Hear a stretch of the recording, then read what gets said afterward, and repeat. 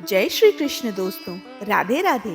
दोस्तों, भारतवर्ष के अलग अलग प्रदेशों में अलग अलग तरह की परंपराएं हैं, अलग अलग त्योहार हैं और उन त्योहारों से हर राज्य की अपनी संस्कृति दिखती है।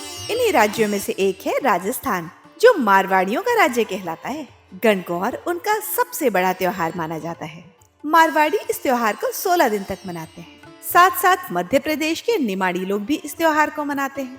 मारवाड़ी इस त्योहार को 16 दिन तक मनाते हैं और निमाड़ी इस त्योहार को 3 दिन तक मनाते हैं। गणगौर की पूजा फाल्गुन महीने में होलिका दहन के अगले दिन से प्रारंभ होती है।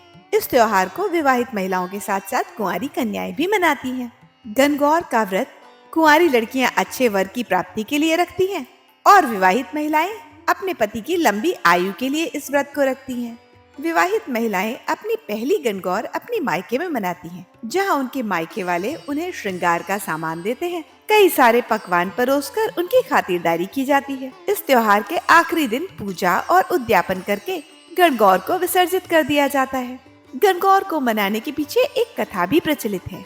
एक बार भगवान शंकर और माता पार्वती भ्रमण के लिए निकले। उनके साथ नारद मुनि भी भ्रमण कर रहे थे। भ्रमण करते करते वे चैत्र मास की शुक्ल पक्ष की तृतीया को एक गांव में पहुंचे। उनके आगमन की खबर सुनकर धनी वर्ग की स्त्रियां उनके लिए स्वादिष्ट भोजन बनाने लगी। तब सारी निर्धन घर की स्त्रियां हल्दी कुमकुम का तिलक लेकर उनका पूजन करने तुरंत उनके पास आ गईं। महिलाओं का भक्ति भाव देख माँ पार्वती ने सारा सुहाग उन औरतों पर उड़ेल दिया। कुछ समय बाद धनी वर्ग की महिलाएं सोने चांदी की थालों में कई प्रकार के पकवान लेकर वहां आईं। तो भगवान शंकर ने पार्वती जी से कहा, देवी, आपने सारा सुहाग तो रास्ते में समाप्त कर दिया है, अब आप इन्हें क्या देंगे? तो पार्वती ने कहा, प्रभु, उन स्त्रियों को मैंने ऊपरी पदार्थों से बना हुआ सुहाग का रस दिया है, किंतु इन स्त्रियों को मैं अपनी उंगली से, अपने रक्त से बना हुआ सुहाग दूंगी, जिससे ये अपने जीवन में मेरे समान सौभाग्य प्राप्त करेंगी। पूजन समाप्त होने पर माँ पार्वती ने अपनी उंगली चीरकर उन स्त्रियों पर अपना रक्त छिड़क दिया। माँ पार्वती से आशीर्वाद लेकर वे स्त्रियां लौट गईं। कुछ ही क्षणों बाद माँ पार्वती महादेव से आज्ञा लेकर नदी में स्नान करने चली गईं। स्नान करने के पश्चात उन्होंने रेत से शिवलिंग बनाया और उसका पूजन किया। रेत के पदार्थ बनाकर मूर्ति को भोग लगाए तथा प्रदक्षिणा करके कथा सुन के 2 कोनों का प्रसाद खाकर मस्तक पर लगाया। उसी समय उस लिंग से महादेव प्रकट हो गए और माँ पार्वती को वरदान दिया, देवी पार्वती, मैं तुम्हारी पूजा से अति प्रसन्न हूँ। आज के दिन तुमने जो मेरी पूजा की है, इसलिए आज के दिन जो भी स्त्रियां मेरा पूजन और तुम्हारा व्रत करेंगी, उसका पति चिरंजीवी रहेगा तथा मोक्ष को प्राप्त करेंगी। देवी पार्वती को आशीर्वाद देकर भगवान भोलेनाथ तो अंतर्ध्यान हो गए। नदी के तट पर स्नान और पूजा आरती आदि करके देवी पार्वती वापस लौटने लगी।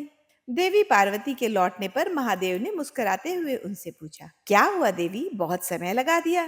तो माँ पार्वती बोली, मेरे भाई भावज नदी किनारे मिल गए थे। उन्होंने मुझे दूध चावल खिलाया और रुकने को कहा, इसी कारण मुझे देर हो गई। यह सुनकर भोले शंकर भी दूध और चावल खाने की इच्छा से नदी के तट की ओर चल पड़े। माँ पार्वती मन ही मन प्रार्थना करने लगी कि भगवान शिव, आप अपनी इस अनन्य दासी की लाज रखना। जब भगवान शिव नदी किनारे पहुंचे तो उन्हें वहां एक महल दिखाई दिया। उसी के साथ माँ पार्वती के भाई भावज भी दिखाई दिए। भगवान शिव, माँ पार्वती और नारद मुनि 2 दिन तक महल में रहे। तीसरे दिन माँ पार्वती ने भगवान शिव से चलने की विनती की, परंतु शिव जी तैयार नहीं हुए। नाराज होकर माँ पार्वती अकेले ही निकल पड़ी। इसलिए भगवान शिव को भी उनके साथ आना पड़ा। उनके साथ साथ नारद मुनि भी चल पड़े, परंतु आधे रास्ते में पहुंचने पर भगवान शिव माँ पार्वती से बोले, तुम्हारे भाई के घर में अपनी माला भूल आया हूँ। शिव जी बोले, हे ऋषिराज नारद, क्या आप वहां जाकर मेरी माला ला सकते हैं? नारद जी बोले, नारायण नारायण, जो आज्ञा महादेव, मैं अभी जाकर आपकी माला ले आता हूँ। जब नारद मुनि नदी के किनारे तट पर पहुंचे तो उन्हें वहां कोई महल नजर नहीं आया। दूर दूर तक सिर्फ जंगल ही जंगल थे। नारद मुनि को शिव जी की माला एक पेड़ पर टंगी हुई मिली। उन्होंने माला उतारी और भगवान शंकर को जाकर सारी बात बता दी। शंकर जी हंसने लगे और बोले, देवर्षि नारद, ये सब देवी पार्वती जी की लीला है। वे चाहती थी कि वे इस व्रत को गुप्त रूप से रखें और वे अपने इस कार्य में सफल भी हो रही थी।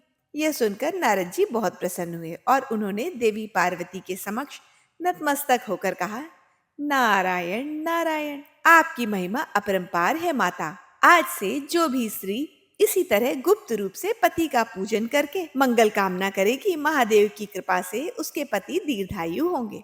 और इसके पश्चात भगवान भोलेनाथ, माता पार्वती और नारद मुनि वहां से प्रस्थान कर गए। उसी दिन से गणगौर की पूजा की शुरुआत हुई। जिस तरह गौरा माता ने अपने व्रत को गुप्त रूप से श्रद्धा पूर्वक किया, वैसे ही इस व्रत को गुप्त रूप से श्रद्धा पूर्वक करना चाहिए। हे भोलेनाथ, हे माता पार्वती, कथा अधूरी हो तो पूरी करना, पूरी हो तो सफल करना और भक्तों पर सदा अपनी कृपा बनाए रखना। बोलो गणगौर माता की जय। दोस्तों, अगर आपको ये कहानी पसंद आई हो तो कृपया हमारे वीडियो को लाइक करें और चैनल को सब्सक्राइब करें और कमेंट बॉक्स में जय भोलेनाथ, जय शिव शंकर अवश्य लिखें। धन्यवाद।